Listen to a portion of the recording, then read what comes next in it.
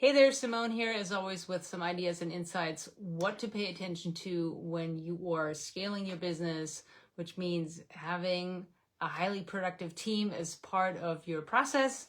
And that also means that team has to be kept accountable and in a high performance mode. So one of the main things that kills productivity is drama.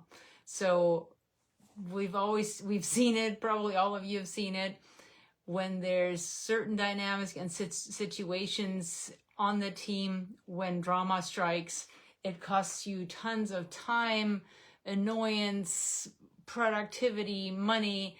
It kills your culture, it kills your productivity, your profit, and then, it's just a really difficult thing to control once it takes hold.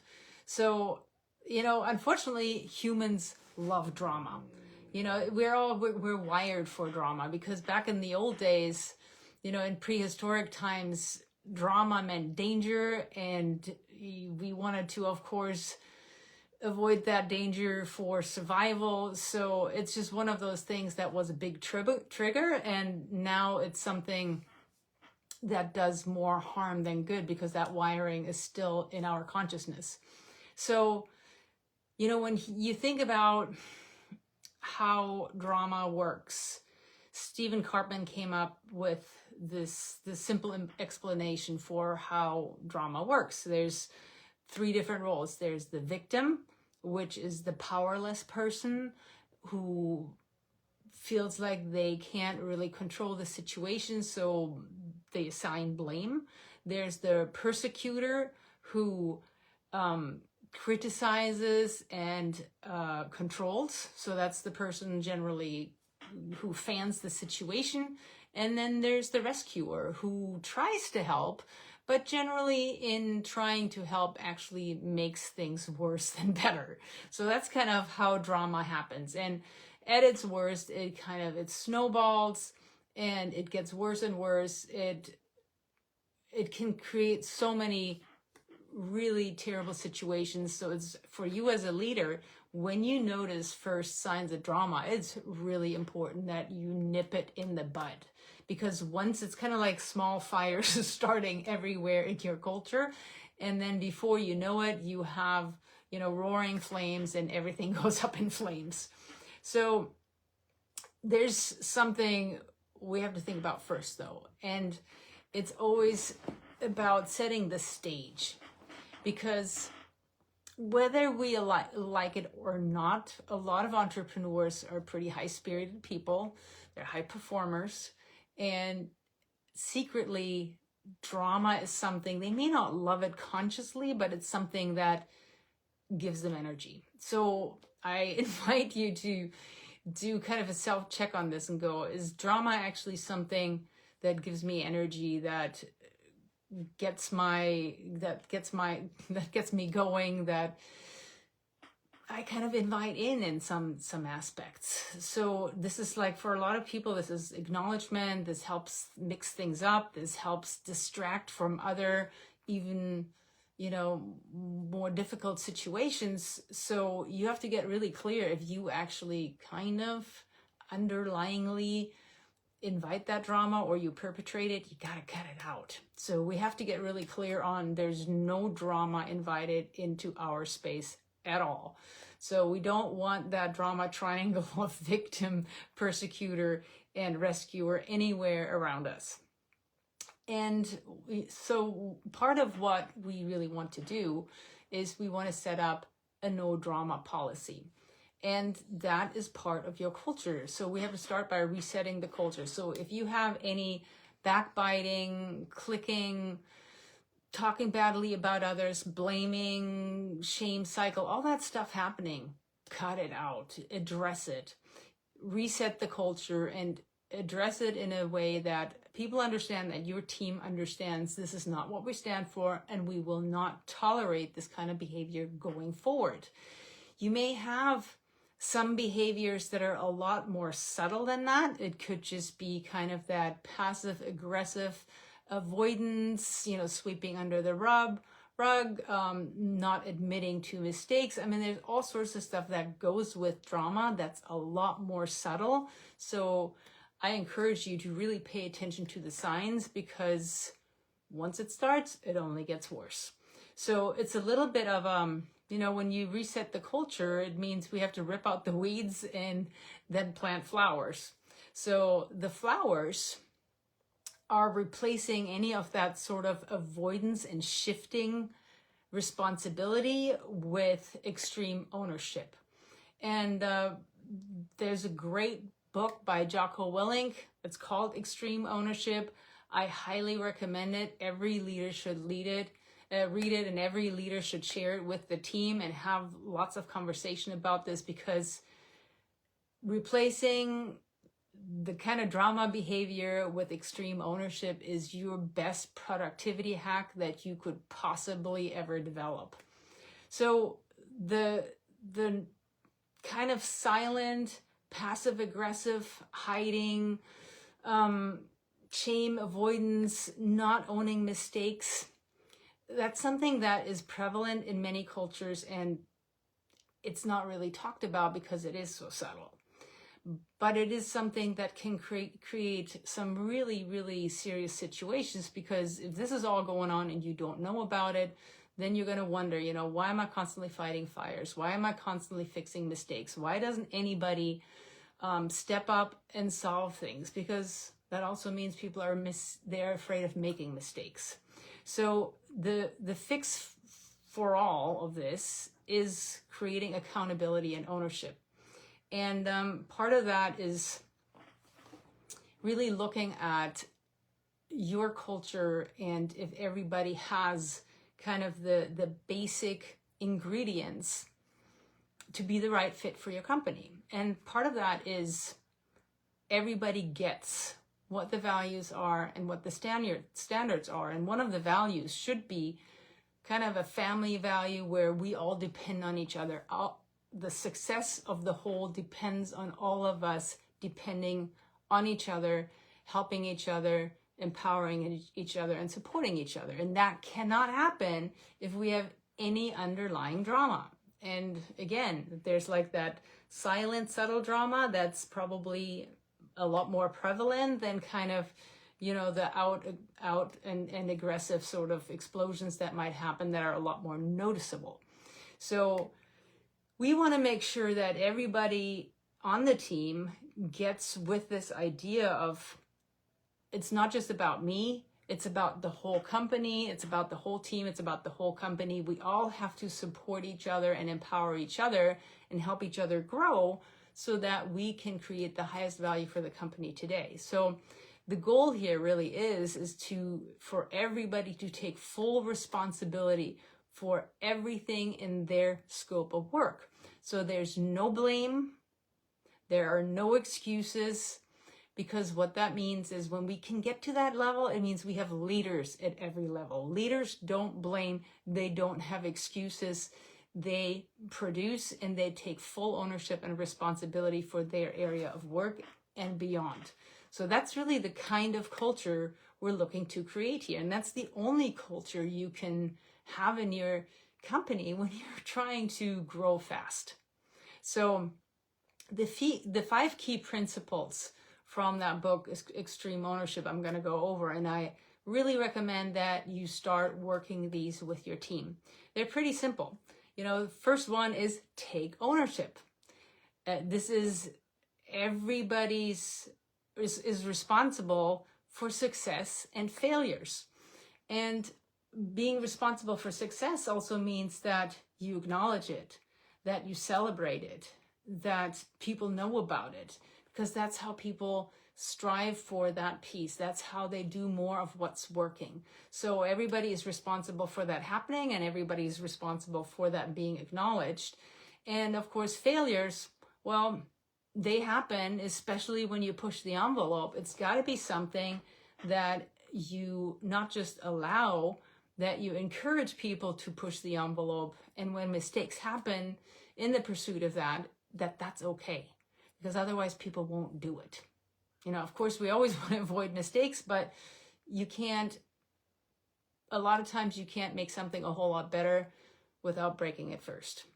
So when we look at this, there can't be any blame that gets assigned internally or externally. You know, they're like internally would be with each other, and externally is you're blaming external circumstances for whatever couldn't happen.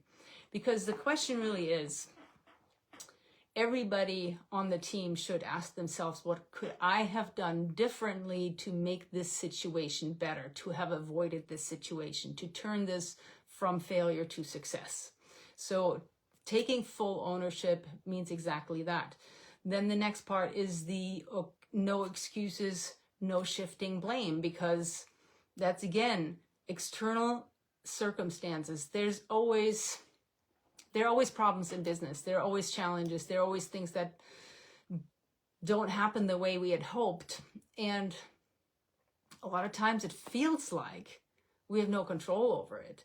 But here's the thing, leaders find a way to overcome external circumstances. And we call that resourcefulness in our company, because what it means is you are so committed to the outcome that no matter what happens externally, you find a way to get resourceful enough so that you can still get to your goal no matter what the external circumstances. And, you know, we might have to talk for a minute about what it actually means to be accountable. You know, accountability does not mean you always do exactly what you say you would, especially because there's lots of circumstances you cannot control, that may be not possible.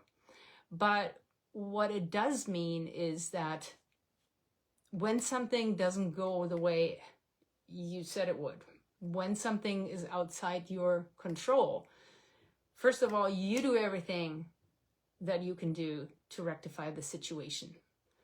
And you don't wait too long to call in the troops. You know, one of my valued team members always says, ask 3 before you ask me. So first we ask peers, then we ask leadership.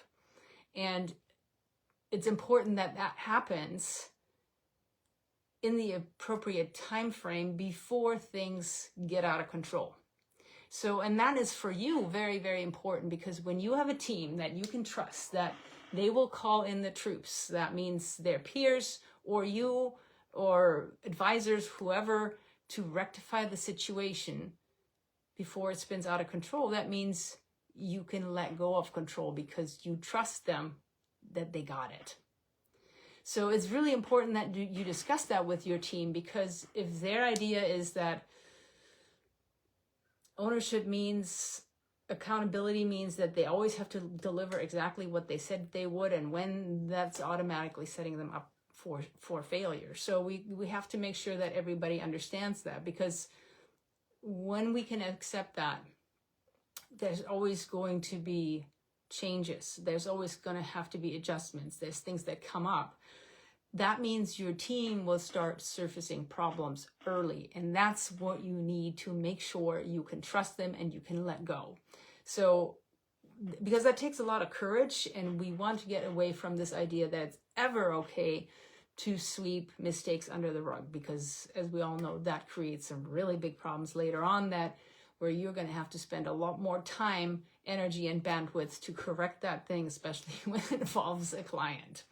So taking ownership, no excuses, no shifting blame. And then the third principle is to lead up and down. So what that means is everybody is a leader on all levels of your company. So sometimes it means leading up means you might have to lead your superiors. That might mean you have to have the courage to challenge your superiors, that you are there to empower them, you are there to enable them to do their best performance. So this is where you may have to offer solutions and be responsible for part of their outcome. So this is something to discuss with your team, what that means, leading up. And then for you, of course, leading down means you are here to empower your team and you take ownership over the team, because that's what leaders do. So that means it's also in your responsibility to make sure you create the best team possible and you give them all the support, all the structure, all the systems, all the resources, all the coaching, all the mentoring, whatever they need to be successful at the mission. So when the team fails, you fail. And you may have great people, but if they don't have the systems and processes to be successful, you've failed before you even started. So making sure that your team leads up and that you lead down, massively important. And then the fourth principle is decentralized command, because that means your org structure has to allow for that, where every single person on your team owns their role, but it also means that everybody knows who's responsible for what, and that when you have leaders at every level, that they know who to bring in to help them get something done when things aren't going well. So decentralized command means they're not bringing in you, they're bringing in peers and other leadership, because everybody feels responsible for the outcome, for the success of this. And that's really when everybody takes the responsibility and everybody takes initiative to make sure that we get this right, that if something goes off the rails, that we get it back on track. And the fifth part is making sure that everybody has the priorities straight and everybody knows what it means to execute on point. Because leaders are on a team to prioritize tasks. Because you have the big picture, hopefully your team does too, but you have to help them to stay on track with the big picture and also understanding what that means in terms of execution when things change. So this is how we execute as efficiently and as effectively possible. Sometimes that means you have to make really tough decisions, and they're not necessarily popular decisions to make. It means sometimes you have to sacrifice less critical objectives for the success of the overall mission. And that's what, the more you work with your team to understand what that means, the more they can make those decisions without you. So this is how they gain full ownership over the project and business areas versus just having ownership over the tasks they're completing. So this is how we rectify when there's drama and misbehavior on the team, and we can help the team shift into extreme ownership, own those 5 principles of taking ownership, no excuses and blame, leading up and down, decentralized command, and then making sure that you help them understand the priorities and how to execute it most efficiently on those priorities. So I hope this helps. Let us know if you have any questions or comments. Now, if you want to know more about this, we have a brand new training out there that's absolutely excellent, that covers all this in detail. Go to bulletproofbusinessgrowth.com/leap, bulletproofbusinessgrowth.com/leap, and check out our new training. Have a fabulous rest of your week.